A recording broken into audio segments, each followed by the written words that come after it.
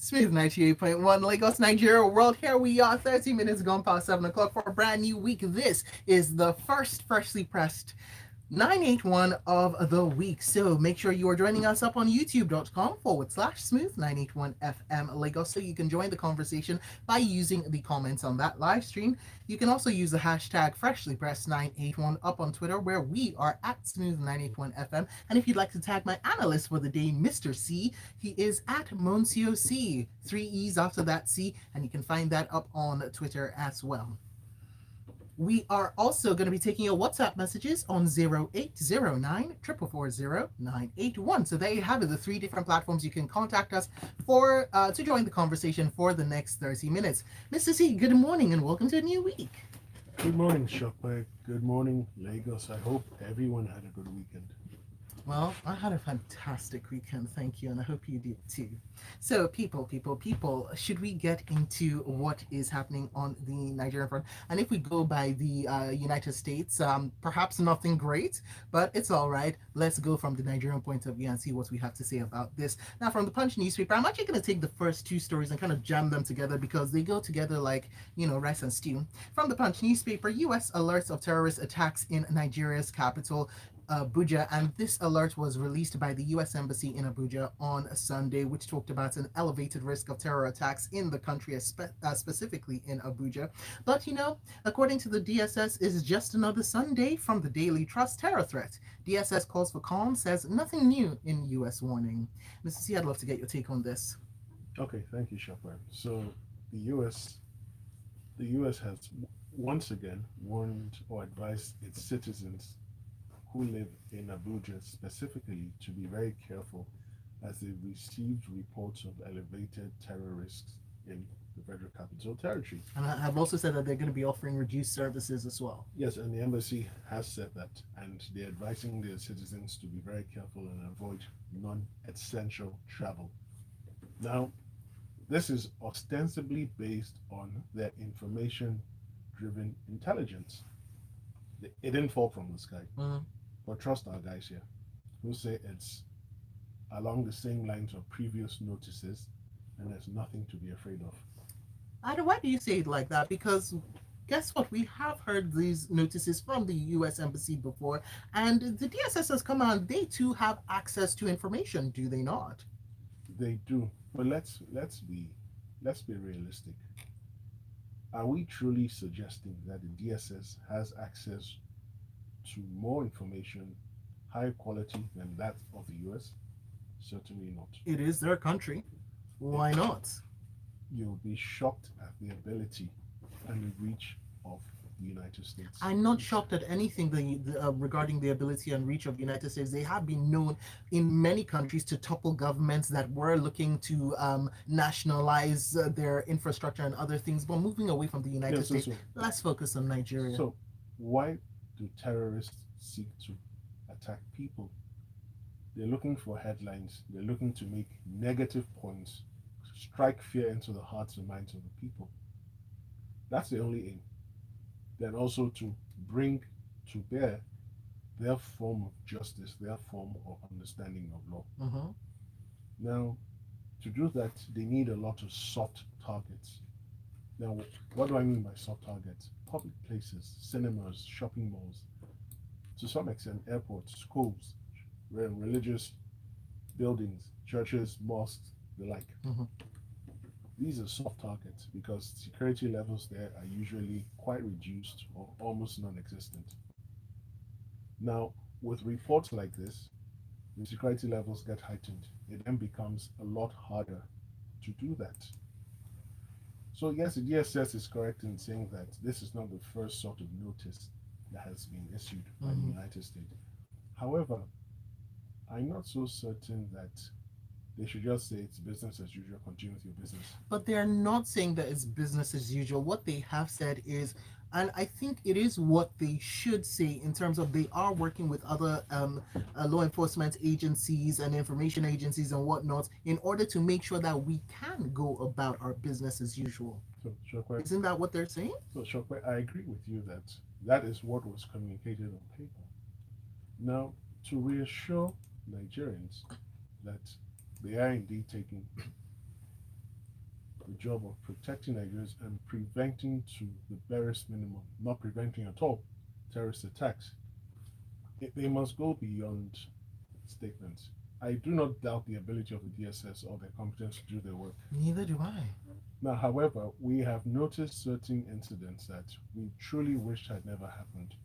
For one, I wish they would have gotten intelligence about the train attack in March this year. I do not disagree with you. Although we did hear that information had been passed with regards to that attack. So good. So actually, Mrs. E, for me, in my opinion, looking at historically proven data, we have the information. It's what we do with the information, is it not? correct. Now, the DSS has said again that it's working with other agencies. We truly wish here that that coordination is complete, it's total, and it, we're not here to teach them how to do the jobs, but by now they should know the groups that have the abilities to carry out the sort of strikes that the US is warning about. They should also put all the security agencies, especially in the FCT and the neighboring states, on full alert, such that any suspicious movement is quickly curtailed. So we keep our fingers crossed. We do hope that this will be like the other notices, that it will come to pass and there will be no regrettable incident or event would have to witness or go through. All right, let's take a look at your messages. Tony from Ikeja saying terrorists have attacked the Nigerian Defense Academy. Is the NDA a soft target? Whilst Benga Komu says the US must have told our guys about the terror threats in Abuja, but our people are not taking the warning seriously. That is why the US is taking out a public announcement. In your opinion? D from Alausa says the US also said by 2015 Nigeria would have broken up as a country. On the other hand, the DSS is also proven to be much more in depth on information gathering in Nigeria.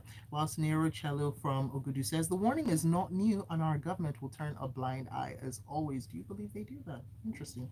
We know that only youth in certain regions give the Nigeria security agencies a serious nope, thank you, and goodbye.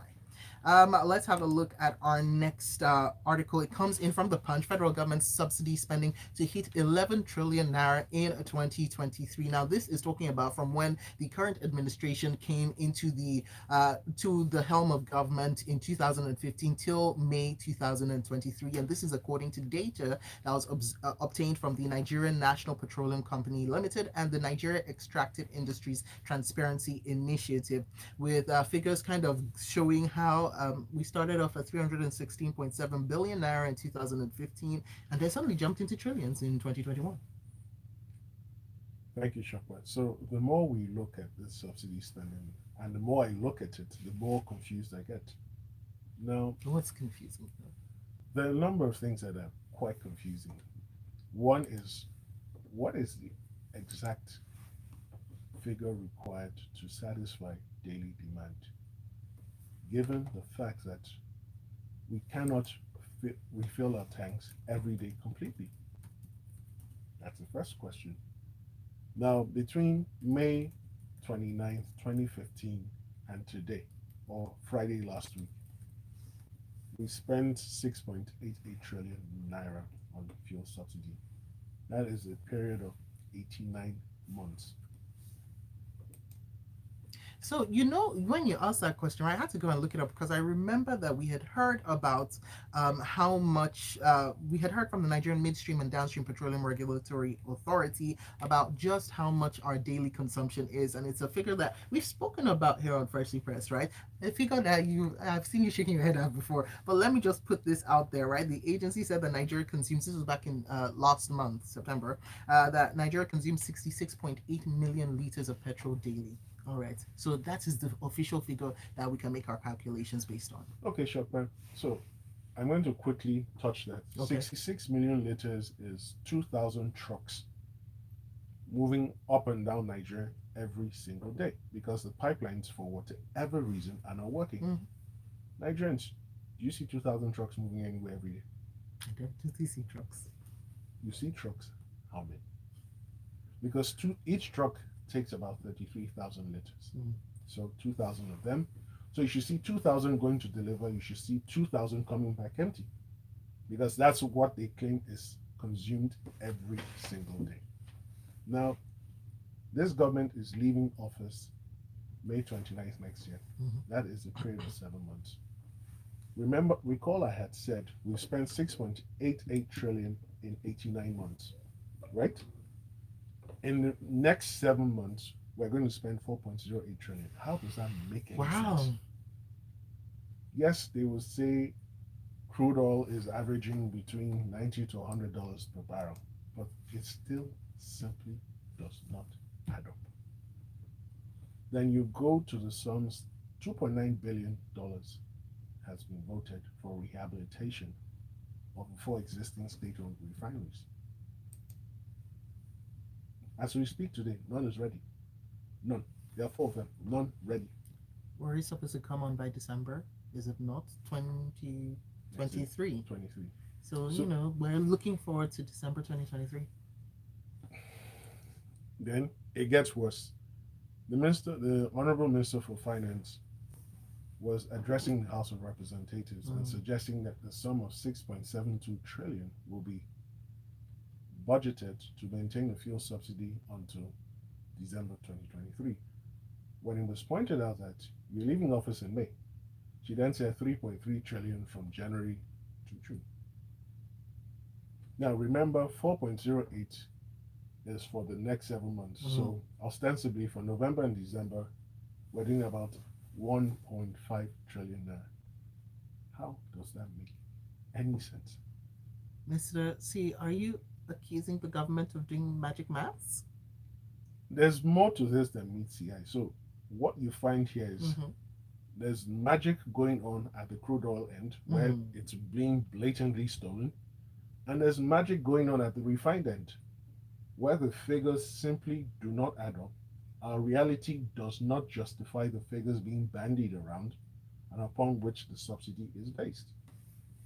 Now, it will interest our listeners to know that following the passage of the Petroleum Industry Act in 2021, both the midstream and the upstream regulatory agencies do not have the power to fix the price of petroleum.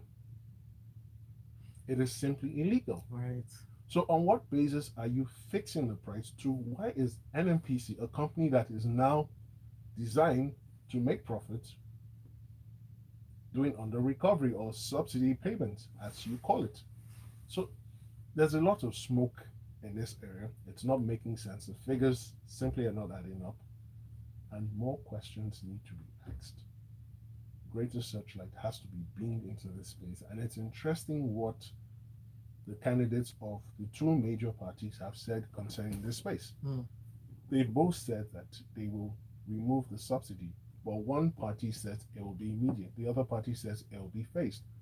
But either way, there is agreement that the subsidy does need to go.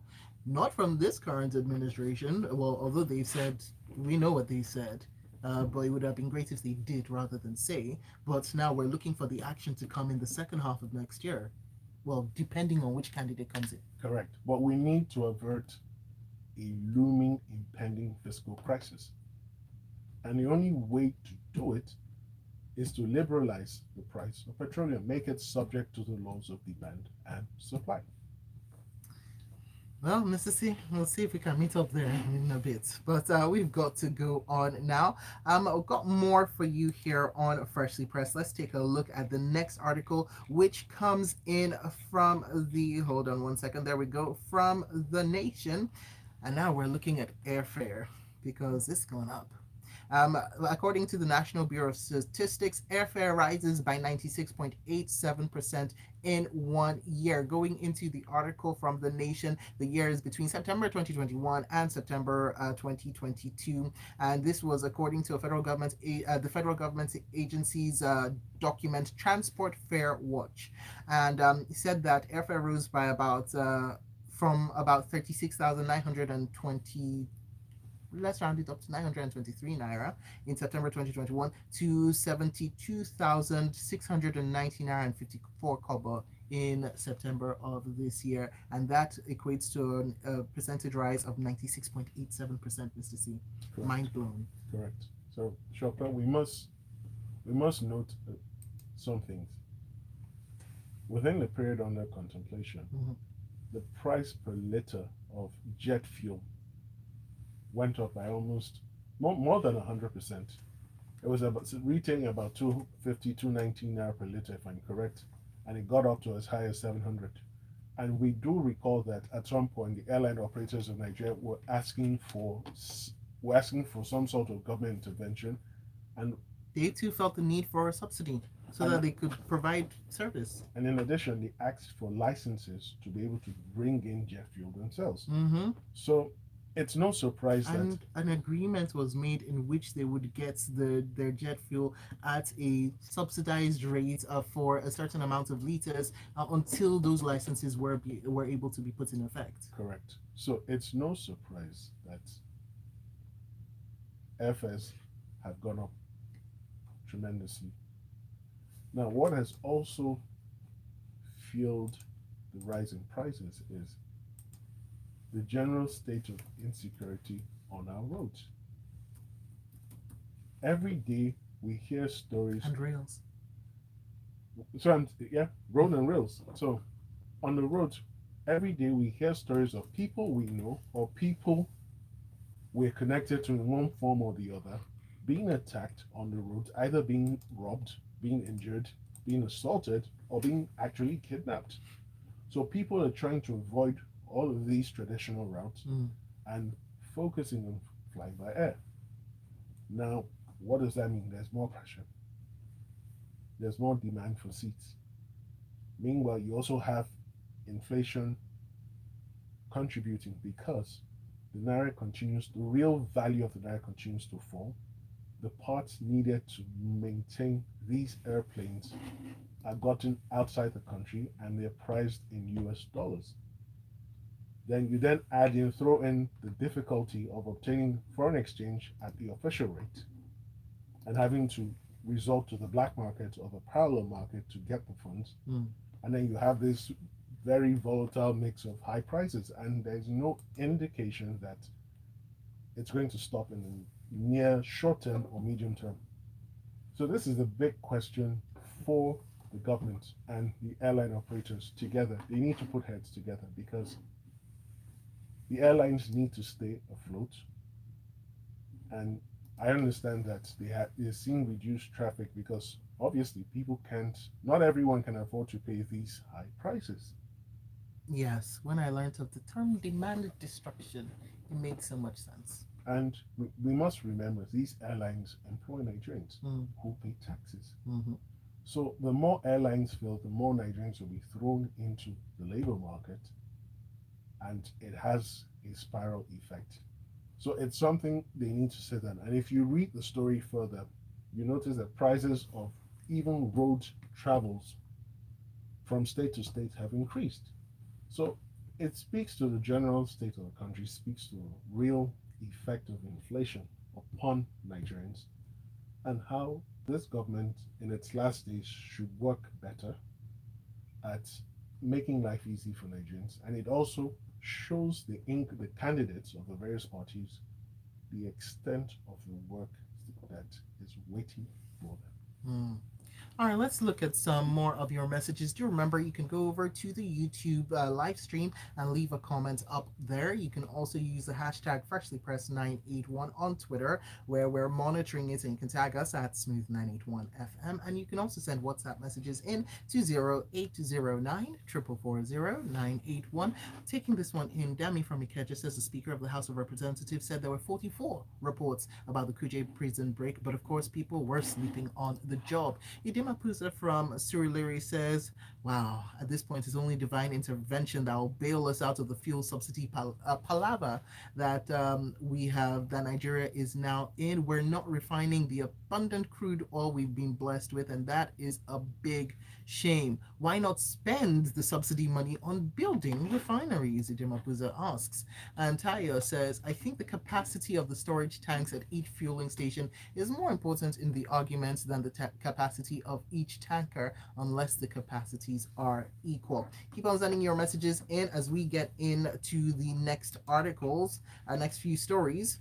Okay, so the next one that we're going to take a look at comes in from this day newspaper. NAFDAC targets attainment of WHO maturity level 4 certification. So the National Agency for Food and Drugs Administration and Control says that it's going to work hard to attain this World Health Organization maturity level 4 certification, because the attainment of said certification would then place pharmaceutical products manufactured in Nigeria on a better pedestal to compete favorably in the global markets. Good things, right? Yes, this is a very good. It's a very good move by NAFDAC, and we must remember that in March 2022, that is precisely the first quarter of this year, they had already attained the maturity level 3, which then placed NAFDAC as one of the globally recognized regulatory agencies for food and drugs in the world. We celebrate the wins from some of our agencies doing good work. NAFDAC, you're one of them. Correct. So, despite all the gloomy news, just as Shokpe has said, there's still good news coming out. And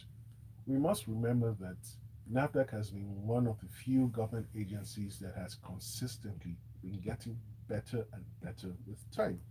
You all recall that NAFDAC used to operate out of rented offices, used to operate out of rooms in federal secretariats in various state capitals, and they've decided to move out of those arrangements and have their own purpose built offices. And this Ilorin State Office is one of them. And the aim is in line with the policy that is being implemented and executed in NAFDAC, that quality management is being delivered at every level. And this is designed to ensure that Nigeria gets better from a medical perspective. Now, if you recall, part of the reason we were able to navigate or get through the COVID era and even the Ebola era was due to the efforts of NAFDAC. So we commend them and we encourage other government agencies to take a leaf from NAFDAC, borrow notes from them, and strive to become better versions of themselves. All right, so people, just for our sakes, okay? So send in messages if you'd like about the agencies that you think have been getting better and better with time. All right, let's know what you have to say about this, not just NAFDAC, but about other agencies as well, like maybe even the NDLEA and others. All right, so our next story comes in from the Daily Post. This is he. I'm looking forward to what you have to say about this. Right now, Kanu, three justices that sat on the appeal court transferred. This is three justices of the appeal court that sat on the panel that dismissed the 15-count terrorism charge that the federal government instituted against Nnamdi Kanu have been moved from their various decisions. And of course, the appeal court recently held that his extradition from Kenya to Nigeria did not follow due process and was a flagrant violation of Nigeria's extradition treaty and a breach of his fundamental human rights, to which the federal government says, excuse me, what? But also, Mrs. C, are we supposed to add anything up about this news that has come out now?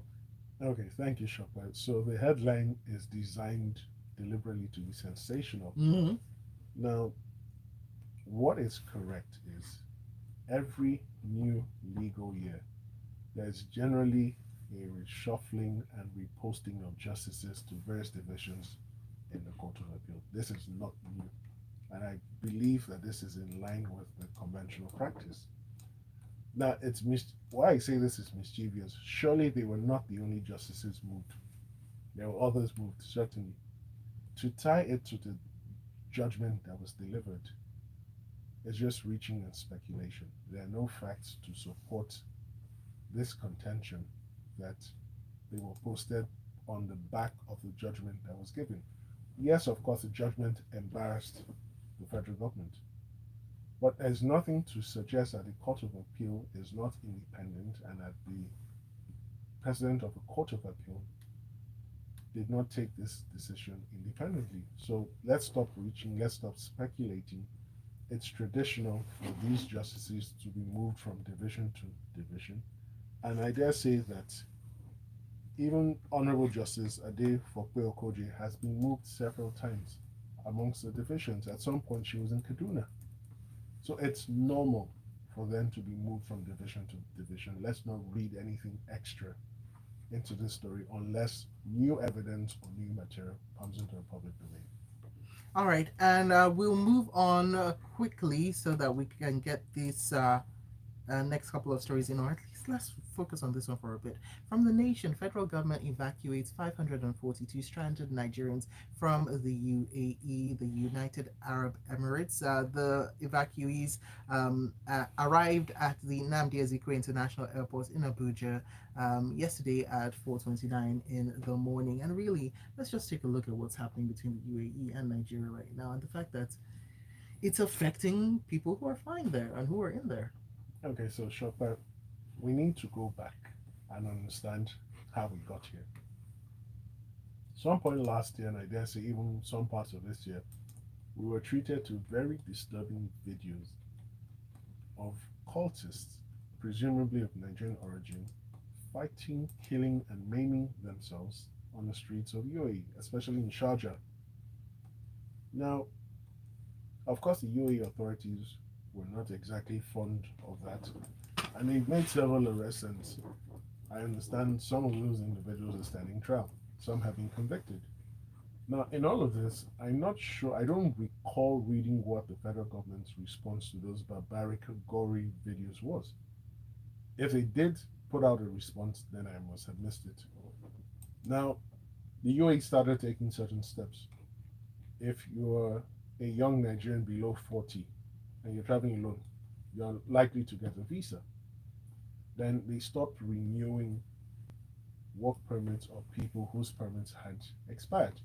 And these 542 passengers apparently fall into that category. Now, in all of this, there are a number of questions. What is the official response of the Nigerian government to all of this? Two, what measures have the Nigerian government taken, privately or publicly, with their counterparts in the UAE to resolve this matter? Has the Nigerian government offered the UAE the opportunity to collect all the people alleged to have been causing trouble? Has the Nigerian government tried to provide some sort of undertaking on behalf of its citizens? So these are questions because the UAE is understandably concerned about the conduct of some Nigerians. And they believe, they form the opinion, sadly I must say, that most Nigerians behave alike, and that is not true, that is not correct. Yes, there are a few Nigerians who are determined to behave badly wherever they go. Mm-hmm. But there are also other Nigerians who I dare say are in the majority who behave themselves wherever they find themselves. So the bigger question now is this is a test of the foreign policy of the Nigerian government. The president, who is the sovereign of this country, should start talks with his counterpart with a view to resolving this matter because it will only get worse if this is not handled or nipped in the bud quickly. Now, two, we must we must undertake with the UAE authorities that as soon as a Nigerian is found guilty of committing a crime there, as soon as he serves the jail term, we collect him back. We collect her back. We cannot continue to pretend that the actions of a few badly behaved Nigerians is not affecting Nigeria generally. Now, one thing I'd like to bring in when it comes to the UAE and visas as well is the fact that there was right, there has been a lot of outrage with regards to one woman's story in particular. She's identified as at Dunchichi on Twitter, and she posted a picture of how she and this was August 31st, of how she and other Nigerians with valid visas were reportedly being detained at Dubai International Airport, and she's now been handed down a 1 year jail term by the UAE for that. Okay. So my question is this: is there any law in the UAE that prohibits or forbids the making, creating, or taking of pictures or videos at the airport? If there is such a law, then I dare say that I'm not sure what she's complaining about. I'm aware at some other airports they have signs like that. At least I remember JFK, I saw a sign like that. No use of mobile phones, no taking of pictures, no selfies, nothing of the sort. So the thing is, Nigerians who seem to think that the treatment is heavy-handed, have they sought to find out whether such a law exists? Now, if such a law does not exist, then it will be interesting to know what she was convicted of. And as we don't have details of the proceedings or the charge, it's really difficult to comment on the propriety or otherwise of the sentence handed down. All right, so let me take a couple of messages and end the show on this. Emeka from Ikeja, I'm not quite sure what that message means. So if you can send in a message with regards to that message, that will help before the end of the show. But Shekham the Spearman says, unfortunately, oh, this is hmm, okay. Unfortunately, NAFDAC is not getting better, says Shekham. The current DG is struggling to right the misdeeds of Paul Orhi, who was the DG before her, who still has a pending EFCC case. Shekham goes on to say, Paul Orhi messed up the good work of Professor Dora Akunyili. This one in from Dami from Ikeja says, a nation that actually cares about its citizens would have worked with their UAE counterparts to ID the bad eggs and remove them rather than the hasty generalization affecting smaller, within quotation marks, people. And Emeka from Ikeja says, okay, there is a law against taking pictures at UAE airports. All right. Oh, right, Emeka. Now I understand. Thank you so much for that message. And that's all we've got time for here on Freshly Pressed. But guess what? You can continue the conversation with Mr. C. He is at Monsieur C with three E's after the C up on Twitter. And if you are up on Twitter, follow us at Smooth981FM. We will be tweeting out the link for the YouTube video so that you can go and catch the replay, maybe if you joined us later or just joining now. So, okay, so find us at Smooth981FM. Mr. C, it's been an absolute pleasure having you in to discuss what's going on affecting Nigeria and Nigerians in Nigeria and outside as well. Thank you. Yes. Okay, coming up, it's gonna be sports inside the locker room at 8:15. But before that, a little music, and you can find the Lighthouse family lifted in just a bit. The headlines. The stories. Voila! Catch the replay, people. Sorry.